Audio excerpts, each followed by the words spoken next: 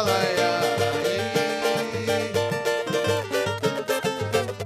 É nessa viagem que eu fico à vontade na minha bagagem. Eu vou junto com o tempo, eu sou positivo, não vai ter perigo. Eu vou na linha, tirando uma onda, sabendo chegar.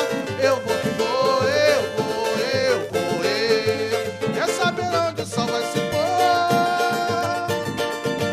Quer saber onde mora o amor?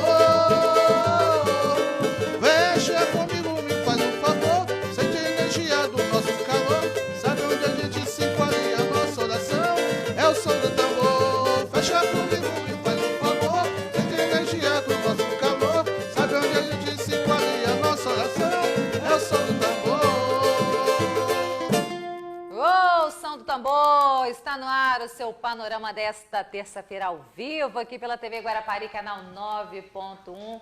Boa noite, Sedução da Pele. Boa noite. Bem-vindos, meninos. Muito agradece. Ó, tempinho aí tá gostoso, tá melhorou. Hoje deu um solzinho. Com certeza. Né? É bom aí pro final de semana, quem sabe, tem um sol, a gente fazer um churras e um sambinho, um pagodinho. Com certeza, com certeza. Muito bem. Bom, no programa de hoje nós vamos falar sobre os 30 anos da convenção que deu aí, né, acesso ao Estatuto da Criança e do Adolescente, essa convenção que aconteceu pela ONU e depois o Brasil, um ano depois, em 1990, criou o Estatuto da Criança e do Adolescente. E hoje nós vamos conversar então sobre o que vem mudando ao longo desses 30 anos, né? O que houve de avanço para as crianças, para os adolescentes e o que ainda falta ser feito, o que ainda pode melhorar. Para conversar conosco, estamos recebendo hoje aqui a Adélia Calhau, que é advogada e é membro da Comissão de Direito das Famílias. Boa noite, obrigada. Noite. É um prazer. Obrigada pela presença. Temos também a Célia Cristina da Silva, que é presidente do Conselho Municipal dos Direitos da Criança e do Adolescente. Boa noite. Boa noite a todos. Bem-vinda mais uma vez. Muito obrigada. E claro, meu parceiro que ainda é quase um adolescente, Emerson Andrade. Boa noite, tô na puberdade, tô saindo. Tá saindo, mas ainda tá ali um pouquinho, Tô com o né? pezinho na puberdade. Vamos lá, vamos conversar então, porque como eu falei aqui, essa Convenção dos Direitos da Criança e do Adolescente, ela foi adotada em 196 países em 20 de novembro de 89 e entrou em vigor em 2 de setembro de 1990. São aí então 30 anos da Convenção, como eu já falei. E ao longo desse tempo, eu acredito que muitos avanços aconteceram em prol da criança e do adolescente. Como é que vocês veem isso? Olha, foi um avanço, né, muito grande, porque começou, na verdade, em 1924, quando em Genebra, na Suíça, eles começaram a fazer o primeiro movimento, entendendo, né, que criança e adolescente, eles eram sujeitos de direito, onde houve a convocação de 196 países, em 1959, aonde o Brasil, né, também foi convocado entre os, né, como você citou, os 196 países, aonde começou a luta, né, na proteção da criança e do adolescente. Aí vem logo seguindo no Brasil o Código de 1979, que é o Código do Menor, aonde a criança, infelizmente, né, era objeto do Estado, né? A criança e o adolescente, naquela época, que cometia algum delito, né, eles eram punidos como um adulto, né? Então veio depois aí a Constituição Federal, que através do artigo 227, né, trouxe uma proteção maior, que a criança e o adolescente tornou sujeito de direito, né? Logo em seguida, veio em 1990 o Estatuto da Criança e do Adolescente, onde pôde a gente entender que realmente a criança e o adolescente, eles eram sujeitos de direito e eles tinham que ter, né, a sua vida protegida pela sociedade, pela família, pela comunidade como um todo. Pois é, dados recentes da própria ONU, né, relatam que até 2017 houve realmente muitos avanços com relação à criança e adolescente, principalmente nas áreas de saúde e educação, porque a mortalidade infantil, né, diminuiu muito, o acesso das crianças às escolas também melhorou nesse período. Agora, uma questão que ainda é muito discutida é a questão da violência realmente, né, com criança, adolescente, o índice de homicídios com essa faixa etária também muito grande. Você, Adélia, que é advogada, que lida, né, com essa vara de família, realmente essa questão da violência ainda é muito forte, deveria melhorar? O Estatuto, propriamente dito, é uma lei muito avançada, moderna e dinâmica. Ele já mudou ao longo desses quase 30 anos, teve muitas mudanças e todas elas muito boas. Porém, nem toda política pública alcança essas mudanças, né? Existe uma distância entre a realidade, entre o que está no situação, papel e o que é colocado em prática. Entre né? a situação real das cidades, né? das comunidades, e principalmente das comunidades carentes, e do que a lei, do instrumento propriamente dito da lei, né? Que a lei teve avanços enormes, como a Semana da Prevenção da Gravidez Precoce. É fantástico isso, e no momento que for implementado, ele vai ser, porque é novo, esse é novíssimo, é de 2019. Mas o objetivo é muito bom, porque a gente sabe que daí é que começa toda a problemática da criança, sem a família, sem a escola, né? Agora, como eu falei, precisa ter uma política pública que acompanhe a legislação, e também há uma certa visão preconceituosa ainda da sociedade com relação a esse sujeito de direito que ela acabou de falar, que é a criança. Ele não é o menor, né? É a criança. A criança e depois o adolescente, que é onde tudo começa, onde o cidadão vai se formar, né? E daí é que vem os resultados, bons ou maus, né? Tudo depende muito de ações efetivas, né? Sim, porque a efetividade da lei, né? Da lei, exatamente. Agora, um outro ponto que é muito questionado também, principalmente com relação, né, ao adolescente, é a questão da maioridade penal, que muita gente, né, questiona até a diminuição dessa maioridade. Como é que vocês entendem isso? Seria uma questão mais de base mesmo, ou seria diminuir simplesmente a maioridade? Olha, eu não vou dizer para vocês que eu sou contra, né, essa diminuição. Porém, eu acho que nós temos que pensar e repensar na questão da política social, né? Porque a política pública, ela envolve a educação, a saúde, a segurança, né? Envolve a política como um todo. Mas eu acho que nós devemos implementar mais política social voltado para a criança e para o adolescente, porque é através da criança, através do adolescente, que a gente vai conseguir formar cidadãos mais responsáveis, né? Conhecendo seus direitos, seus deveres. A punição não é um meio ideal, né? Na verdade, punir ninguém, né? Nós temos que trabalhar, tanto que vem aí os direitos humanos, né? Que muitas pessoas são contra os direitos humanos. Os direitos humanos, na verdade, ele não é para dizer proteger o bandido, nem proteger, não é simplesmente proteger a pessoa, né? Como um agente, como pessoa. Então, eu acho que através da educação, da escola integral, né? Através também dos conselhos de direito. Nós estamos aqui em Guarapari na 11ª conferência, onde a gente leva criança, adolescente, para escutar, para a gente ouvi-los, né?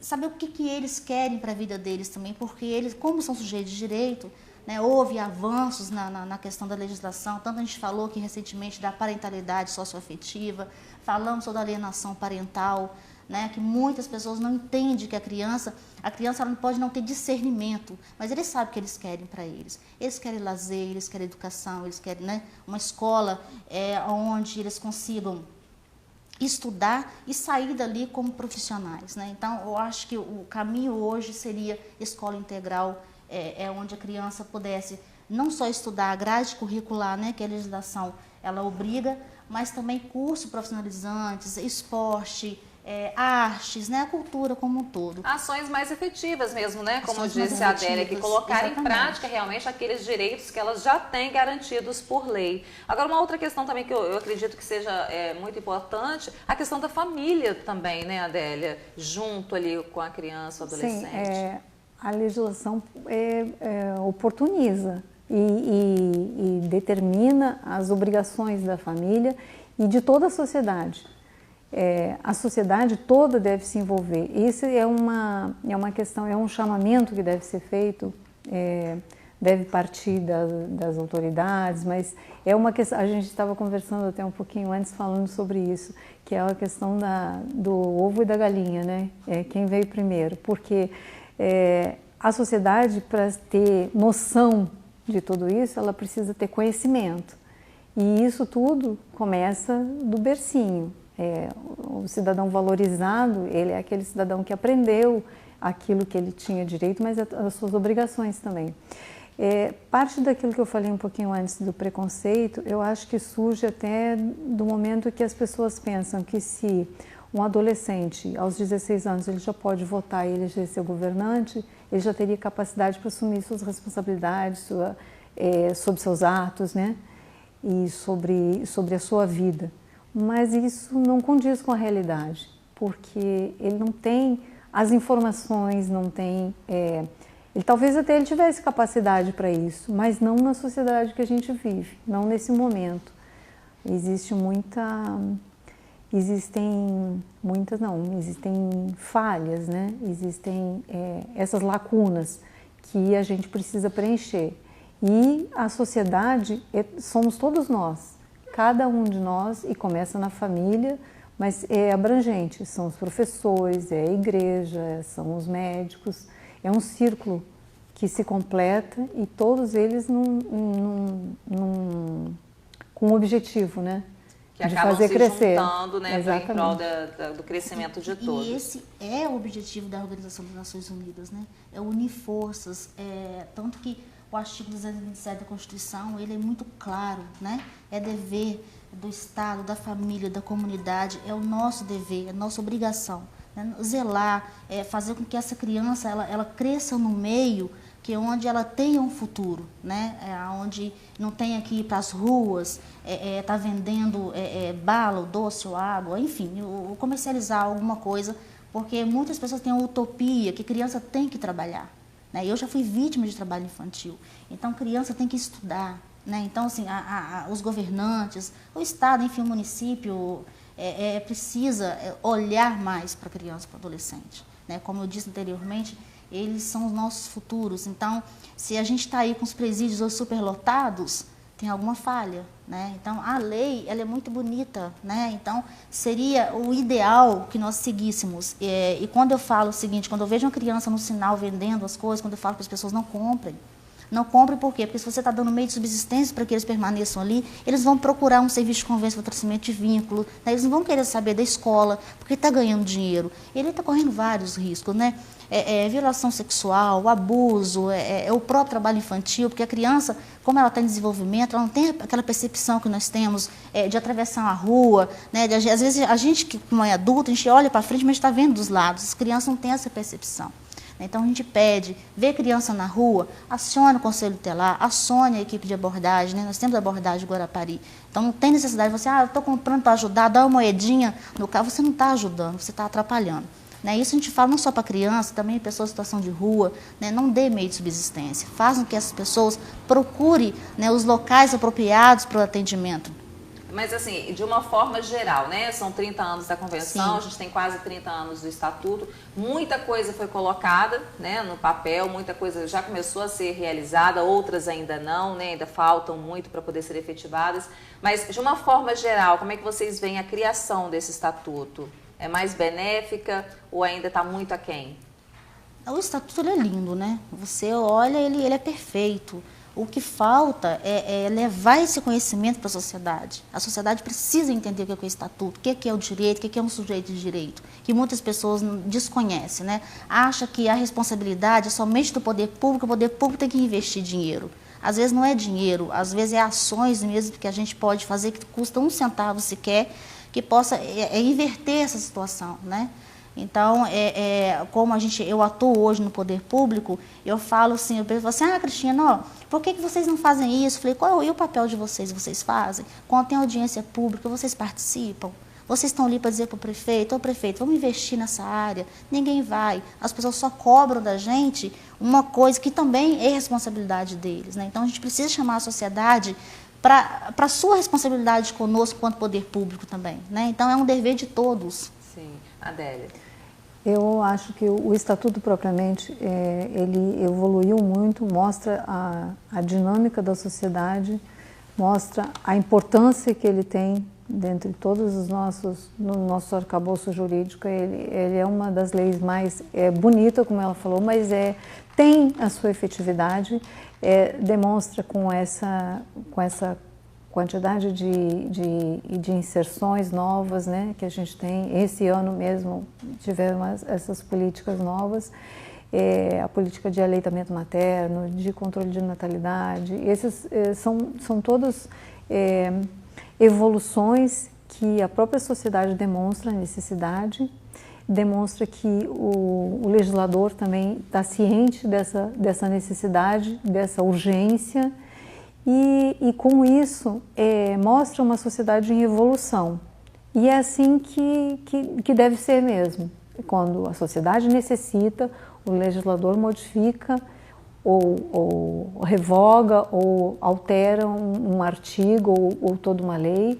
Vai aprimorando, né? E a partir disso a gente vai exigindo, a sociedade, né? Todos os seres da sociedade, em todos os seus níveis e todas as esferas. E eu acho que a tendência é mudar mais, as pessoas se tornarem mais conscientes das suas obrigações, que isso é importante também. Não é só cobrar direito, é perceber a sua obrigação, o seu local, o seu espaço na sociedade. Eu não tenho só direitos, eu tenho deveres também. Cumprir com seus deveres também. Exatamente. Aí, nesse momento, você vê um ser humano inserido, um cidadão que sabe exigir, mas que também cumpre com as suas obrigações. Com certeza. Agora, Paris, Josi, avançou muito, né, de 2015 para cá.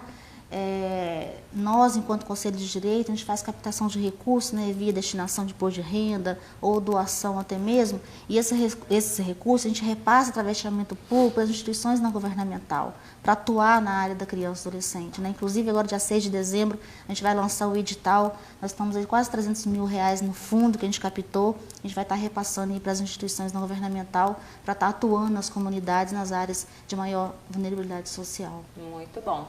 Tá aí, então, a gente, né, discutindo um pouquinho aqui sobre os avanços, né, com a criação do Estatuto da Criança e do Adolescente, também o que precisa ser melhorado, aprimorado, precisa ser efetivado, né, sair do papel e ir para a prática. Agradecer aqui a presença da Célia Cristina, presidente do Conselho Municipal dos Direitos da Criança e do Adolescente, e também da Adélia Calhau, que é advogada e membro da Comissão de Direito das Famílias. Obrigada pela presença de vocês. Obrigada a você. É um assunto amplo, com certeza tem muito a ser discutido ainda e a gente vai voltar nesse assunto aqui, tá bom? Será um Muito prazer. Obrigada. Obrigada a agradeço todos. também.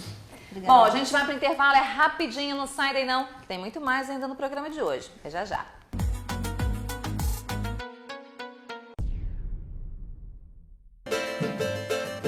Ai, ai, ai, mas se você soubesse a falta que você me faz, esqueceria o mundo, voltaria atrás. Ai, ai, ai, e de uma vez por todas saberia quando a gente se ama. Ai, ai, ai, mas se você soubesse a falta que você me faz,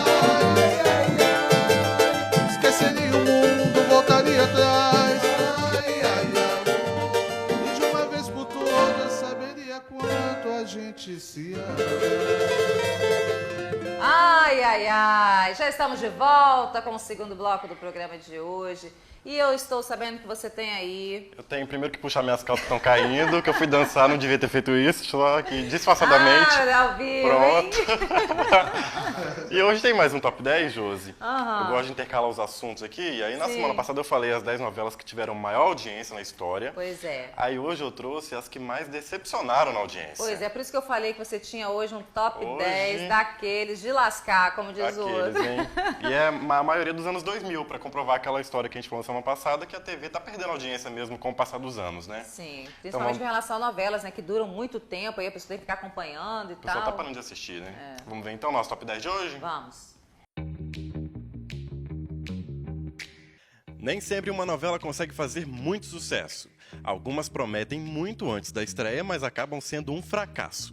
Não só na audiência, como em repercussão e crítica. Por isso, hoje o Top 10 traz as 10 novelas que foram um fiasco na TV. Em 10º lugar, Salve Jorge. Além de contar com uma mocinha interpretada por uma atriz desconhecida do grande público, a novela sofreu rejeição pela grande quantidade de situações consideradas absurdas pelos telespectadores. A audiência geral foi de 34 pontos, muito abaixo do esperado. Nono lugar, As Filhas da Mãe. Essa foi uma novela que, apesar de contar com grandes nomes no elenco, não decolou e teve até que ter o seu antecipado. A novela marcou média geral de 28 pontos, muito abaixo dos 35 que eram esperados. Em oitavo lugar, Negócio da China. Desde sua estreia até o último capítulo, a novela perdeu praticamente metade do seu público, sendo considerada um dos maiores fracassos do horário das 6. Sua média geral foi de 20 pontos. Em sétimo lugar, Em Família. Essa novela foi exibida no horário das 9 com grande expectativa por ser a última novela de Manuel Carlos. Mas nem isso despertou o interesse do público, que considerou a história chata e lenta demais. Marcou média geral de 30 pontos, a pior audiência do horário das 9 até então. Em sexto lugar, Guerra dos Sexos. Exibida em 2012, Guerra dos Sexos foi um remake da novela de grande sucesso de 83, mas parece não ter agradado na segunda vez. E nem mesmo um grande elenco conseguiu segurar a audiência, que foi de 22 pontos, uma das piores médias do horário das 7. Em quinto lugar, Bang Bang. Protagonizada por Fernanda Lima, a trama que se passava no Velho Oeste não teve repercussão entre o público e foi considerada um dos maiores fracassos da Globo. Em quarto lugar, Três Irmãs. Exibida no horário das 7, a novela que tinha a praia e o surf como cenários conseguiu índices de audiência tão baixos que às vezes era superada por Malhação. Em terceiro lugar, Além do Horizonte. Com atmosfera misteriosa e sobrenatural, a novela contava até com uma espécie de monstro e foi rejeitada pelo público, entrando para o time das que fracassaram na Globo. Em segundo lugar, Geração Brasil. A novela não empolgou ao tentar trazer assuntos modernos como tecnologia para o horário das 7, e ainda foi muito prejudicada com a exibição dos Jogos da Copa do Mundo de 2014, onde chegou a ficar uma semana sem capítulos inéditos e só cenas especiais de 5 minutos por dia. Com apenas 19 pontos, tem o título de pior audiência do horário das 7. E em primeiro lugar, Babilônia. A novela contou com grandes nomes no elenco, mas bateu todos os recordes negativos de audiência. Devido à grande rejeição do público, a história foi totalmente sendo modificada, junto com a parte técnica e chamadas durante a programação. Até hoje tem a menor média de audiência da história para o horário das 9. Aí, Josi, só explicando que não são as novelas da história de menor audiência, não. Senão entraria aí novelas da Band, da Rede TV. São novelas que, assim, tinham uma expectativa, né? A Globo coloca lá uma expectativa de audiência. E não tinha uma supriram. meta a ser cumprida e não cumpriu. Foi um fiasco, um fracasso de audiência. Posso te falar que a maioria das que você colocou aí, eu nem lembro que novela era, pra falar a verdade. Muita gente nem assistiu essas novelas, né? Pra te falar a verdade, nem conheci essas daí, a maioria delas, viu? Sendo sincera. Não era comentado, ninguém via. Enfim, né? Vamos falar sobre o que dá audiência? Vamos elevar essa audiência. Vamos elevar essa audiência, porque aqui a expectativa é batida, porque chegou a hora da gente conferir os destaques do Jornal Guarapari com o nosso quadro Notícias do Dia.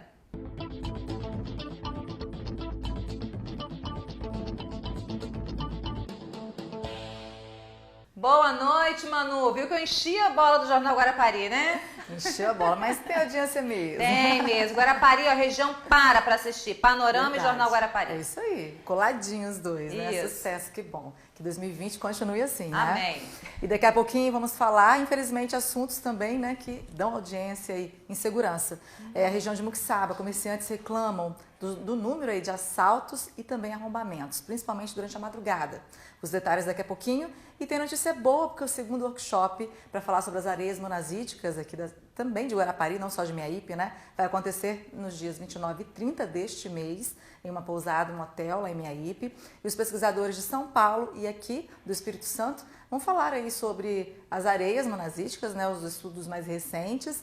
E também até vão propor um estudo para entender essa erosão que acontece na orla de Miaípe. Então, essas e outras notícias é daqui a pouquinho no Jornal Guarapari. Tá certo, então, Manu. Obrigada mais uma vez e até daqui a pouquinho no Jornal Coladinho com Panorama. Até já. Até já. Bom, bora pro intervalo? É rapidinho, sai daí não que a gente volta, ó. É VaptVupt.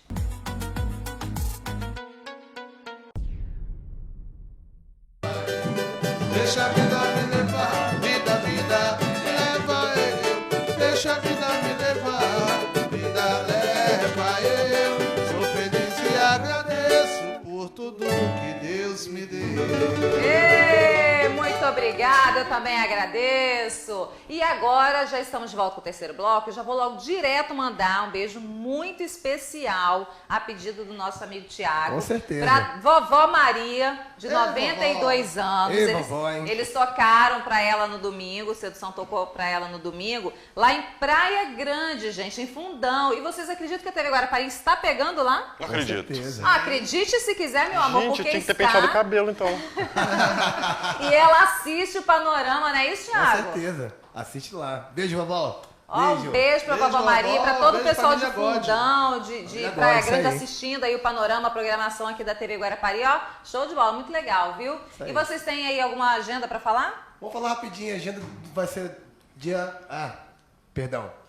Vou agradecer primeiro o Gugu. Domingão a gente fez lá também um samba. Isso. Sábado a gente vai estar lá de novo no Gugu, a partir das 19 horas. E dia 1º, projeto Pio, projeto Apolo 11, lá em Cariacica. A prefeitura deu essa moral pra gente, a gente vai lá. Olha que legal, Em frente hein? ao Toca do já- Gambá. Tocando lá em Cariacica também, então, no Com dia certeza. 1º, show de bola, os meninos são fera mesmo. Final de ano tá chegando, vamos fazer aquela confraternização, meu povo, e levar animação pra sua confraternização. Vem com a gente. É sedução da pele, porque a gente, ó, a gente já garante, como diz o Isso. outro. Vamos fazer daqui da TV também. Muito bom, meninos. Com certeza. Obrigada mais uma vez. Nós Show que de agradecemos bola. sempre. Queremos encerrar então com vocês em grande Então vamos lá. estilo. Beijo, gente. Até amanhã então, 7 da noite ao vivo. Pra finalizar, resumindo essa história, esse é o recado do cantor que vem a divulgar um grande amor.